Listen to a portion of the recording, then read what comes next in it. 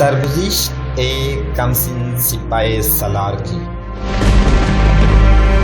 جو ایک مظلوم بہن کی پکار پر ہندو راجاؤں پر چڑھ دوڑا۔ تاریخ اسلام کے اس جرنیل نے بہادری، شجاعت اور قوت ایمانی سے نہ صرف سندھ کو فتح کیا بلکہ اپنے حسن سلوک سے وادی سندھ کو اسلام کے نور سے منور کر دیا۔ توحید پہ جان نشاور کرنے والے اس سپاہی کی کہانی شروع کرنے سے پہلے آپ سے گزارش ہے کہ ہمارے چینل گلوبل نالج کو سبسکرائب کریں اور گھنٹی کے بٹن کو ضرور پریس کریں تاکہ ہماری ہر آنے والی ویڈیو آپ تک بآسانی پہنچ سکے۔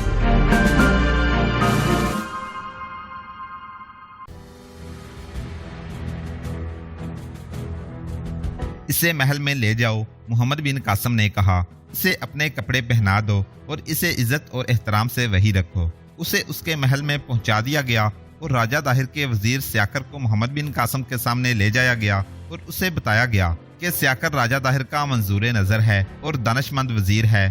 محمد بن قاسم نے اسے پہچان لیا کیونکہ وہ اس سے پہلے بھی مل چکا تھا۔ میں صرف یہ پوچھنا چاہتا ہوں کہ ہمارے شہر کے لوگوں کے ساتھ آپ کی فوج کیا سلوک کر رہی ہے؟ سیاکر نے محمد بن قاسم سے پوچھا۔ وہی سلوک جو تمہارے ساتھ ہو رہا ہے، محمد بن قاسم نے کہا۔ کسی کو جنگی قیدی یا غلام نہیں بنایا جائے گا، تمہاری یہ حیثیت برقرار رہے گی۔ تمہاری رانی کو میں نے اس کے محل میں بھیج دیا ہے۔ تیسرے یا چوتھے دن محمد بن قاسم کو اطلاع ملی کہ کم و بیش 1000 آدمی جن کے سر بھی منڈے ہوئے ہیں، ابرو اور مونچھیں بھی اس طرح سے صاف کی ہوئی ہیں، ملنے آئے ہیں۔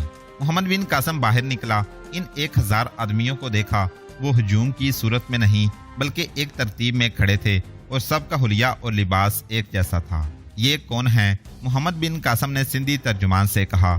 ان سے پوچھو، یہ یہاں کی فوج کا کوئی خاص دستہ معلوم ہوتے ہیں۔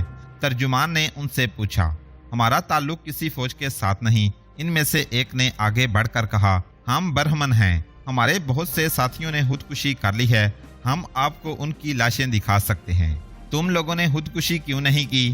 محمد بن قاسم نے پوچھا۔ کیا تمہارا مذہب خودکشی کی اجازت دیتا ہے؟ نہیں۔ ان برہمنوں کے نمائندے نے کہا، جنہوں نے خودکشی کی ہے انہوں نے راجہ داہر کے ساتھ اپنی وفاداری کا اظہار کیا ہے، لیکن ہم اس کے وفادار ہیں جس نے ہمیں پیدا کیا اور ہمیں اونچی ذات دی، اور ہم ان لوگوں کے وفادار ہیں جو ہمیں اونچی ذات کا سمجھ کر بڑا اونچا درجہ دیتے ہیں۔ کیا تم لوگ مجھ سے اپنا اونچا درجہ تسلیم کروانے آئے ہو؟ محمد بن قاسم نے پوچھا۔ ہم یہ پوچھنے آئے ہیں کہ ہمارے متعلق یعنی برہمن آباد کے متعلق آپ کا فیصلہ کیا ہوگا؟ ان کے نمائندے نے پوچھا۔ اگر تم لڑنے والوں میں سے نہیں اور لڑنے کا ارادہ بھی نہیں رکھتے تو ہم تمہیں امن و امان میں رکھیں گے، محمد بن قاسم نے کہا، لیکن ہم تمہیں دوسرے انسانوں سے برتر تسلیم نہیں کریں گے۔ ہمارا مذہب امیر کو غریب پر، کبیر کو صغیر پر بالادستی کی اجازت نہیں دیتا۔ میں اس فوج کا سپاہ سالار ہوں اور تمہارے ملک کا امیر مقرر کیا گیا ہوں، لیکن میں اپنے اللہ کا ویسا ہی سپاہی ہوں جیسے میری فوج کا ایک ادنا سپاہی ہے۔ مجھے امامت کے فرائض بھی سونپے گئے ہیں۔ یہ فرائض ایسے ہی ہیں جیسے تمہارے سب سے بڑے پنڈت یا پروہت کے ہوتے ہیں، لیکن اللہ کی نگاہ میں میرا درجہ اور ثواب اتنا ہی ہے جتنا میرے پیچھے نمازی پڑھنے والوں کا ہے۔ مجھے کسی بھی مقتدی پر ذرا سی بھی برتری حاصل نہیں۔ ہم تمہیں یہاں کے لوگوں کے برابر رکھیں گے اور انہی جیسے حقوق دیں گے، اور اگر تم کسی اور طریقے سے مسلمانوں پر اپنی برتری جتاؤ گے تو یہ ایسا جرم ہوگا جسے ہمارے دین کا ضابطہ معاف نہیں کرے گا۔ ہم آپ کے اس حکم کی تعمیل کریں گے۔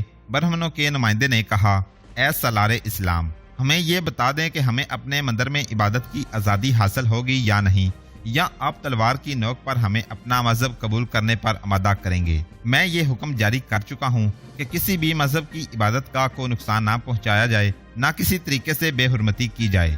محمد بن قاسم نے کہا، ہم کسی غیر مسلم کو قبول اسلام پر مجبور نہیں کریں گے۔ میں تمہیں یہ ضرور کہوں گا کہ ہمارے مذہب کی تعلیمات کو غور سے دیکھنا اور یہ بھی دیکھنا کہ ہم لوگ ان تعلیمات کے مطابق عمل کرتے ہیں یا نہیں۔ ہمارا راجہ مارا گیا ہے، برہمنوں کے نمائندے نے کہا۔ ہم اس کے وفادار تھے، اس کے ماتم میں ہم نے اپنے سر منڈوا دیے ہیں۔ یہ ہمارے ہاں کا رواج ہے کہ باپ مر جاتا ہے تو سب سے بڑا بیٹا اس طرح سے سر منڈوا دیتا ہے۔ اب آپ ہمارے راجہ ہیں، ہم آپ کے ساتھ ویسے ہی وفادار رہیں گے جیسے اپنے راجہ کے ساتھ تھے۔ مورخوں نے محمد بن قاسم اور ان پنڈتوں کی اس گفتگو کے بعد لکھا ہے کہ محمد بن قاسم راجہ داہر کے خاندان کے افراد کے متعلق صحیح معلومات لینا چاہتا تھا उसने इन ब्राह्मणों से कहा कि वो उसके साथ वफादार हैं, तो ये बताएं कि राजा दाहिर के खानदान के वो अफराद कहाँ कहाँ हैं जो मुसलमानों के खिलाफ लड़ने के लिए तैयार हैं। यहाँ सिर्फ रानी लाडी थी। बड़े ब्राह्मण ने कहा, उसे आप अपने पास ले आए हैं। उसने फौज में से बहुत से आदमियों को निकालकर अपने साथ रख लिया था। ये बड़े वहशी और होनहार सिपाही थे। आपने उन्हें भी पकड़ लिया है। रानी लाडी आपके लिए बहुत खतरनाक साबित हो सकती थी। उसे आप जहर से भरी हुई एक नागन समझें। आपने उसका जहर मार डाला है। हम अपनी वफादारी साबित करने के लिए एक और बात आपको बता देते हैं। एक और ब्राह्मण ने कहा, रानी लाडी जवान औरत है। आपने उसका हुस्न देख लिया है। उसकी आवाज में मौसीकी का तरन्नुम है। उसके जिस्म में तिलिस्माती सी कशिश है और आप नौजवान हैं। कहीं ऐसा ना हो कि ये तिलिस्मिस आपकी जवानी को अंधा कर दे। मोहम्मद बिन कासम ने कुछ भी ना कहा। उसके चेहरे पर जो तासुर पहले था वही रहा। दूसरी औरत जो आपके लिए खतरनाक साबित हो सकती थी वो मायरानी है। ब्राह्मणों के नुमाइंदे ने कहा, आपको शायद मालूम होगा कि राजा दाहिर के साथ इस औरत के दो रिश्ते थे। वो महाराज की सगी बहन थी और उसकी बीवी भी थी। हम पहले ही डरते थे कि हम पर भगवान का कहर टूटेगा। ये कुलजक की निशानी है कि भाई ने अपनी बहन को बीवी बना लिया। माई रानी कहाँ है? मोहम्मद बिन कासम ने पूछा। हम कोई पक्की बात नहीं बता सकेंगे। ब्राह्मण ने कहा, सुना है उसने अपने आप को सती कर लिया है। कहाँ?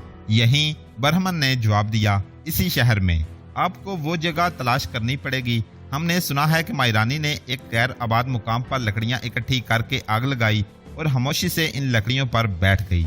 मोहम्मद बिन कासम ने इन ब्राह्मणों को रुखसत कर दिया।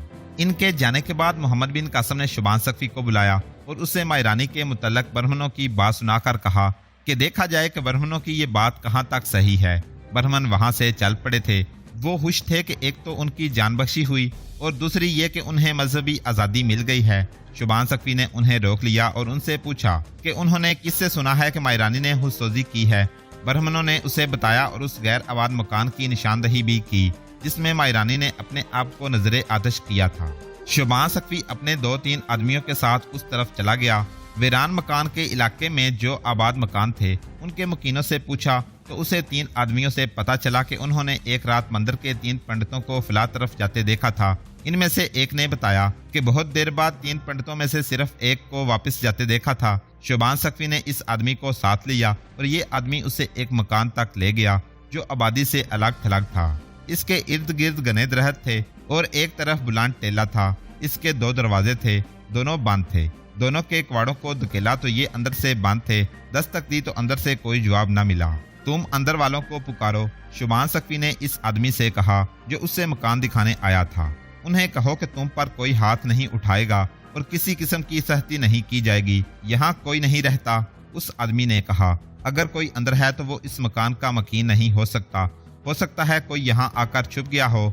आप दरवाजा तोड़ दें। शुबान सख्फी ने अपने आदमियों को इशारा किया तो उन्होंने एक दरवाजे के कवाड़ तोड़ दिए। फिर शुबान सख्फी और उसके आदमी तलवारें निकालकर बड़ी तेजी से अंदर गए। मकान बड़ा ही हैबतनाक था। इसका सहन नहीं था। कमरे ही कमरे थे। यहाँ तंग सी राहदारियां थीं। जलते हुए या जले हुए गोश्त की इस कदर ज्यादा बू थी कि सब ने मुंह और नाक पर कपड़े रख लिए।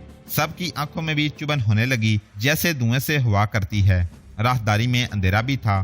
सुरंग जैसी एक राहदारी के अगले सिरे से दिन की रोशनी आ रही थी। वहां तक पहुंचे तो छोटा सा एक सहन आ गया जो इर्द गिर्द की दीवारों की वजह से चुकोर कुआं लगता था। वहां जलती हुई लकड़ियों का अंबार था। इनकी राख पर 3 जली हुई लाशें पड़ी थीं जो जलकर कोयलों की तरह स्याह हो गई थीं। चेहरे नहीं पहचाने जाते थे। लाशें फूली हुई थीं। चेहरे भी इस तरह फूले हुए थे कि आंखें, नाकें और होंठ गायब हो गए थे। किसी कमरे या राहदारी में दौड़ते कदमों की आहटें सुनाई दी। इनके पीछे आदमी दौड़ाए गए तो 2 आदमी बाहर के दरवाजे में पकड़े गए। वो अंदर से भागकर बाहर जा रहे थे। उनकी तलाशी ली गई तो उनसे पिघले हुए सोने के कुछ टुकड़े बरामद हुए। उन्होंने खौफ के मारे बता दिया कि वो मायरानी के गुलाम थे। उन्हें मालूम था कि मायरानी एक पंडित और एक नौकरानी के साथ सती हो रही है। ये दोनों आदमी जानते थे कि मायरानी ने जेवरात पहन रखे थे, चनाचा वो सोना उठाने आए थे। शुबान सख्फी और मोहम्मद बिन कासम को ऐसी कोई जरूरत नहीं थी कि कौन जिंदा जल गया और उसे किसने जलाया। शुबान सख्फी सिर्फ ये यकीन करना चाहता था कि मायरानी जिंदा जल गई है। वो मंदिर में चला गया और इसे पता चला कि इस रात कौन से 2 पंडित इस मकान से वापस आए थे। इन दोनों को शुबान सख्फी ने अलग करके पूछा। इनमें से एक खासा बूढ़ा था। वो मायरानी ही थी। बूढ़े पंडित ने कहा, इसने अपने आप को एक पंडित और अपनी एक नौकरानी के साथ, जो हर वक्त उसके साथ रहती थी, जिंदा जला लिया। हम जानते हैं कि सती तुम्हारी रस्म है, शोबान सक्वी ने कहा, लेकिन रानी लाडी ने अपने आप को क्यों नहीं जलाया? माई रानी भी अपनी जान लेने वाली औरत नहीं थी, पंडित ने जवाब दिया। मैं जानता हूँ कि वो इस मकान में अपनी नौकरानी के साथ छुपने के लिए आई थी, उसे भाग निकलने का मौका ही नहीं मिला था। इसने सोचा था कि जब शहर में अमनो अमान हो जाएगा तो वो बेस बदल कर निकल जाएगी और अरोड़ पहुंचकर फौज को आपके मुकाबले के लिए तैयार करेगी। उसने कहा था कि वो खुद मैदान जंग में उतरेगी और अपने भाई के खून का इंतकाम लेगी, लेकिन जिस मकान में उसने पनाह ली वो मकान इंसानों के रहने के काबिल नहीं था। क्यों? शोबान सक्वी ने पूछा। क्या ये मकान गिरने वाला था? नहीं, बूढ़े पंडित ने जवाब दिया। इस मकान में बदरूहों का बसेरा है। इसमें जितने भी लोग रहते हैं वो 2-3 दिन तक रहकर भाग निकले। इसमें जो लोग रहे हैं इन सब ने खौफजदगी की हालत में बताया कि रात को मकान के अंदर 2-3 औरतों की बड़ी प्यारी प्यारी बातें सुनाई देती हैं। जी चाहता है कि इन औरतों को ढूंढकर और उनके पास बैठकर बातें सुनी जाएं। कहते हैं कि जो कोई इनकी आवाजों के पीछे चल पड़े वो थोड़ी सी देर बाद पागल सा होने लगता है, फिर वो अपनी जान लेने के तरीके सोचने लगता है। क्या ये झूठ नहीं? शोबान सक्वी ने पूछा। तुम्हारे मजहब में यही एक खराबी है कि अपने ऊपर पुर इसरार और खौफनाक सा वहम तारी कर लेते हो और फिर इसकी इबादत करने लगते हो। नहीं ए अरब, पंडित ने कहा, मैं मजहब की बात नहीं करता, मैंने वो बयान किया है जो देखा है। माई रानी ने हमें वहाँ बुलाया था और हम 3 आदमी वहाँ गए थे। माई रानी ने उन्हें कहा कि ये आवाजें सुनो। आवाजें मैंने भी सुनी, जो 2 नौजवान लड़कियों की मालूम होती थीं। वो हंस रही थीं, उनकी हंसी में सुरीलापन था। आवाजें और बातें ऐसी थीं जैसे लड़कियां हंस खेल और एक दूसरे के साथ छेड़छाड़ कर रही हों। मैंने इस मकान की ये बातें पहले सुनी थीं, इसलिए मैं जानता था कि ये बदरूहों की बातें हैं। माई रानी कहने लगी कि मैं इन लड़कियों के पास जा रही हूँ। मैंने उसे रोका और कहा कि ये लड़कियां उसे नहीं मिलेंगी और अगर वो उनके पीछे गई तो वही पहुंच जाएगी जहां पर ये लड़कियां पहुंची हुई हैं। खुद मेरा दिल भी यही चाहता था कि इन लड़कियों को देखूं, लेकिन मैं और मेरा ये साथी वहां से भाग गए। अगली सुबह मैं वहां गया तो वहां ये मंजर देखा कि लकड़ियां जमा की हुई थीं। माई रानी अपना वो सारा सामान जो उसने किले से फरार होने के लिए रखा था साथ लाई थी। इस सामान में हीरे जवाहरात के अलावा बहुत से कीमती कपड़े थे और जो कुछ उसके पास था उसने लकड़ियों पर रखा। खुद भी खड़ी हो गई। पंडित और नौकरानी भी माई रानी के पास जा खड़ी हुई। मुझे देखकर उसने कहा कि हमारे पास आ जाओ, हम तुम्हें ऐसी जगह ले जा रहे हैं जो इस दुनिया से बहुत ज्यादा खूबसूरत है। मैंने उन्हें रोका लेकिन वो मुझे बुलाती रहीं। उसके हाथ में जलती हुई मशल थी जो उसने झुककर लकड़ियों के ढेर के पहलुओं के साथ रखी। वहां से लकड़ियां जलने लगीं तो उस मशल का शोला दूसरी तरफ से इस ढेर के साथ लगाया। मैं वहां से भाग आया। आप फिर वहां जाएं, उस राख के ढेर में आपको हीरे और जवाहरात मिलेंगे।